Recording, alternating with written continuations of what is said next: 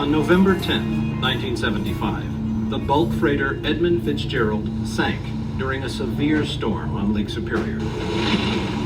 She was fully loaded with 26,000 tons of iron ore. Numerous theories attempt to explain why the Fitzgerald sank that fateful day.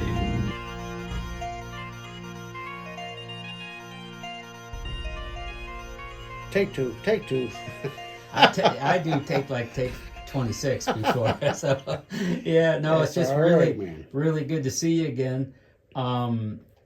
Each November, you said something interesting to me earlier that I helped reignite your passion for the Edmund Fitzgerald, but doesn't it by default come around each and every, late October, early November? It does for me. It's like Edmund Fitzgerald season, and I can put it away for the year, but this time of year it always comes back, and it's first and foremost in my mind. When the winds of November come up, which they do every year, and as we get closer to the 10th, and as I said earlier, on the 10th of November at exactly 7:10, I always try and go outside somewhere and say a prayer for the guys that went down and their families, of course, because it's a spiritual thing with me. It's beyond just physical accidents. It's spiritual, Sure, sure. And after reading these reports over again, because I hadn't read them in a long time, and I went them with a fine-tooth comb, and I agree about 75% of what they say, but there's some things in there that just it defies description, especially the way the world is now, the way cover-ups are going on, and you can't believe the media here, whatever. Well, you are back by popular demand. The first video, or the videos we did last year, did so well, and so many people watched. I was so pleased. They are my number one ranking videos of all time. I cover a lot of different things: history, small town America, auto racing, because I worked in auto racing for so long, and certainly the maritime industry.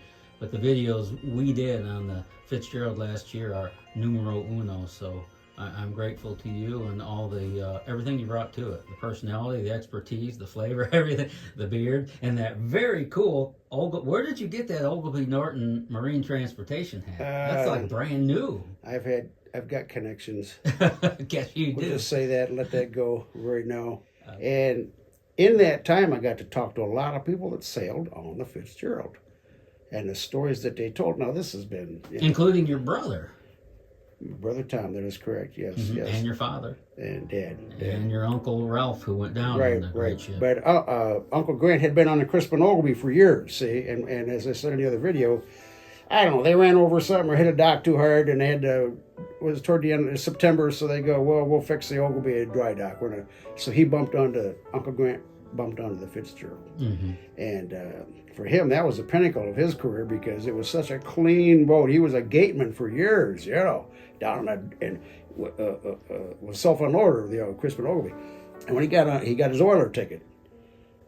And now he's on a Fitzgerald. It's a nice, clean boat, And he was in seventh heaven there, But had he known what was going to happen here, and that's why I want to get into some things here.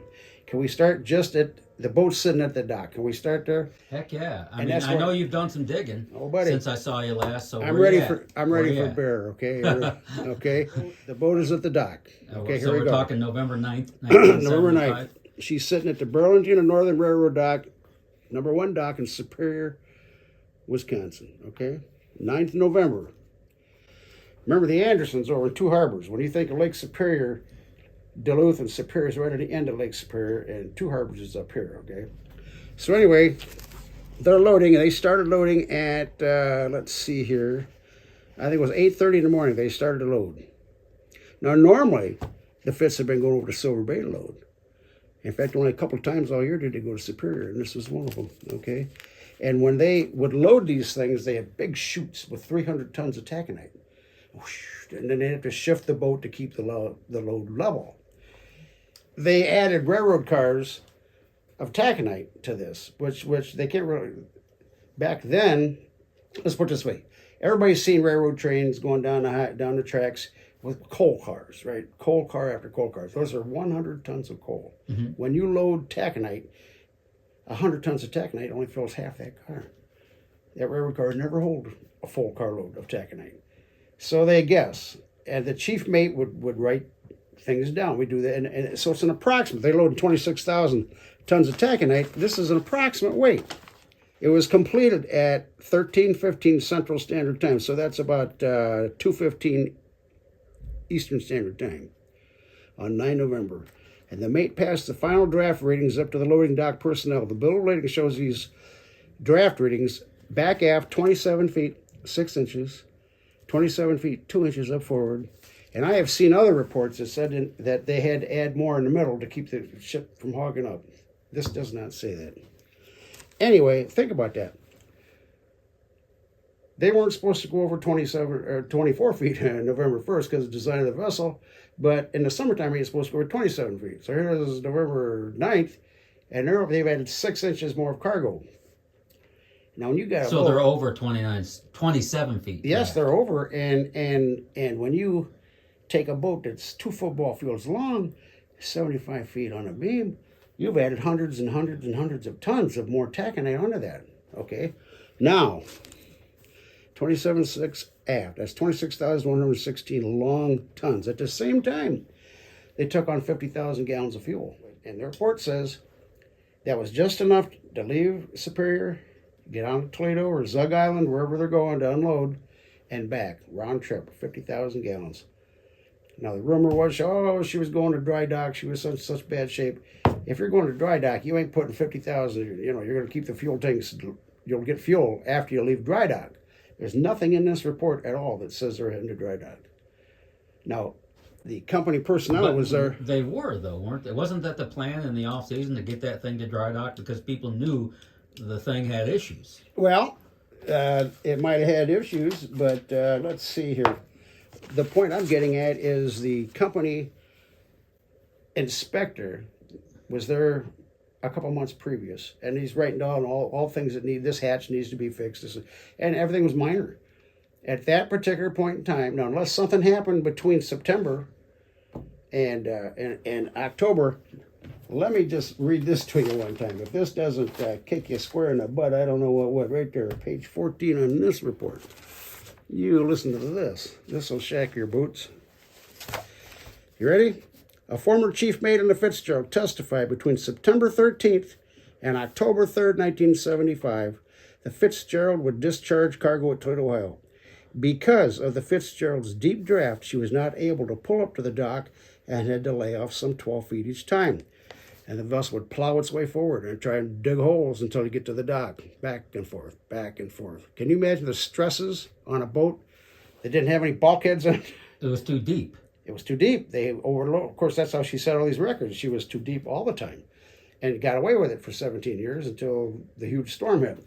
But I think that's a lot of stress.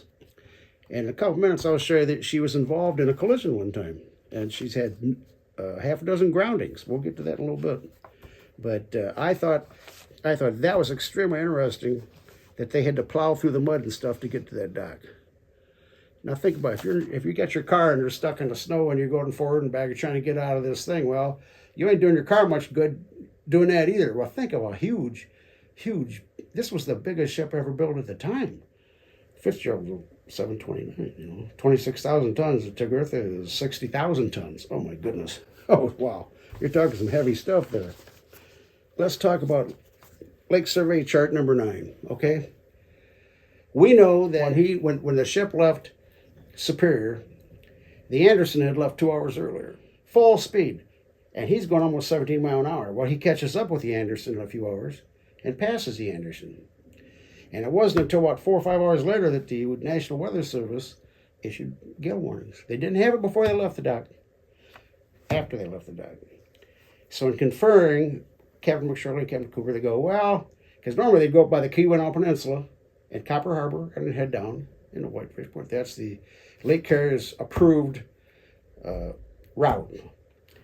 They go, well, 50 knot winds, man, I don't know. Let's go up and get in the lee of the Canadian shoreline. Makes sense. They've done it in the past. But Cooper himself said, now remember, no time did Captain McShirley say there's any problems going across Lake Superior. He's going full speed. If you had problems, you ain't going to be going full speed. You're going to be checking back. They make the turn to come down. Cooper's still out here. And he told that first one, he's way too close to that 6 fathom shoal over there. Talking Caribou Reef. Yeah, the Chummy Bank. And what's interesting here is, Lake Survey Chart number 9. 1916 and 1919 was the last time they did readings up there. And this is 1975. And this is when they went back out there. Lake Survey Chart number 9 shows this is when they went back out and resurveyed it. Contours of less than 3 fathoms. And less than 5 fathoms around Caribou Island. And it goes a mile farther north and east of Caribou Island. But they didn't show that on the chart. No, sir. He thought he was in good shape. Well, he bottomed out because exactly that time, about 3 o'clock or so, is when he called the Anderson and said, I got a fence rail down, I got missing vents, and I've taken on a list. He says, I'm going to check back till you get closer. Now, if he didn't have any serious problems, he wouldn't be telling the Anderson he's checking back so he can catch up. Anderson would have done it good anyway in those waves. Bernie Cooper said he had 25-foot waves, and at one time over 75-mile-an-hour winds. Bad storm, and a bunch of bad decisions, I think, on their part. But they've done. Cooper was out there for over 40 years. So was McSorley. Same with McSorley. And I think we should point out that when they left Superior, Wisconsin, they had no idea of the horror that was coming, because it was on November 9th, an unseasonably warm day. Light winds. There were no gale warnings out yet, so they're thinking, man, we're clear. Last trip of the season, let's do this. When they got out into the big lake, that's when the gale warnings come, and eventually a storm warning would be issued the next day. But these people could not have known what they were heading into. It looked pretty good from McSorley's eyes when they left the dock. If you look at the chart where they sank, I mean, it's right to the edge of Whitefish Bay. They almost made it, but when Captain Cooper said, hey, we just got hit with 2, possibly 3 monstrous waves, following sea, watch it. And I think they were so low in the water, because McSorley said, I've never seen such seas. Well, he was so low in the water. They had 4 7,000 per gallon minute ballast pumps, and they had 2 2,000 gallon per minute ballast pumps. And they asked him, how you doing? And he says, you got your pumps going? He says, yeah, I got both of them going. Well, that 2. That tells me they had the 2,000 gallon per minute. We're holding our own as well. Those are pumps for the ballast tanks, though, right? Ballast Not for cargo. There is no pump for the ballast. For the cargo. Now, but to say that they got both of them going, he's real cryptic there. Let's talk king gauges for 1 minute. You know what king gauges are. I know what king gauges are, but for the folks back home. Back then, they're digital now, but back then it's a glass tube down in the engine room. Lower part of the engine room is the king gauges, which shows you how much water is in each ballast tank. That chief engineer knew. He knew exactly what was going on. And if he had to kick on extra bilge pumps, he probably did that. I always thought the launch of the Fitzgerald was interesting. Elizabeth Fitzgerald, the wife of Edmund Fitzgerald. I think he was the president of the Northwestern Mutual Life Insurance Company that owned the Fitzgerald. They leased it to the Columbia Transportation Division, Ogilvy Norton Company of Cleveland, to operate the boat. And when they christened the boat in Detroit, River Rouge, Elizabeth Fitzgerald, 3 attempts to break that, wine bottle over the bow before it broke. It took 3 attempts. Further, there was a 36-minute delay, I understand, followed while the crew people struggled to release the big ship from the She didn't want to go. It didn't want to go, exactly. And then when it finally did break loose, it went down into the slip and created this huge, giant wave that drenched every human soul within a football field away. In fact, it not only, and then it jumped up and slammed into the other side of the, as one eyewitness said, he swore the ship was trying to climb right out of the water. I mean, a gentleman watching all this had a heart attack and died while the Edmund Fitzgerald was being launched. It's just more to the story, but it leads you to think that... Are we rolling, I hope? Yeah, okay. Yeah. I mean, that something that was even darker ahead. I don't know. As an addendum to what you just said, now listen to me, maybe I said this before, maybe I didn't, I don't remember. very good friends of my dad was Steve Fraser and his wife Pat Fraser. When my dad, they worked with him for years at Columbia. Then he ended up going over to Ford Motor Company and was chief engineer of the Leitergertha. My mom and dad would go to Florida for a couple of winters. Steve and Pat Fraser would babysit us kids when we lived in Oregon, right outside Toledo there. It was Steve Fraser's dad that dropped dead at the launching of the Fitzgerald, and they rushed him to the hospital, and he was dead on arrival. So. And I asked Steve about that. He said it was just so overwhelming because the hype. This is the largest ship ever built on the Great Lakes. This was like the launching of the Titanic. This was big news. And if you look at the newsreels when this happened, look at the thousands of people that were out there. And think about the poor guys who was on the boat when they launched it, hanging on for dear life. Think about that one. Do you know that there is a picture during the launch of a bunch of men lined up on the stern, up on the deck at the rail? Yeah. There's a picture. Now, those people weren't part of the crew that went down on the ship. They were workers, the shipyard workers on that day. But if you count the men in that photo during the launch, I counted 29 men. Wow. Now, that's something you might have not have heard. But I have a picture of that launch. Goosebumps here, Don. Goosebumps. I have a picture of that launch, and there is 29 men wrapped around that rail. Well, they said the Titanic couldn't sink. Largest thing, it'll never sink, And now here's the biggest thing on the Great Lakes ever. At that time, you're right. It looked like she didn't want to go. Now, I don't know what you'd call that. Karma? Are you calling this karma? What would you call that? I'm not sure what but it was only a 17-year-old boat. I mean, the Arthur M. Anderson is still out there every day. You can track it on the radar.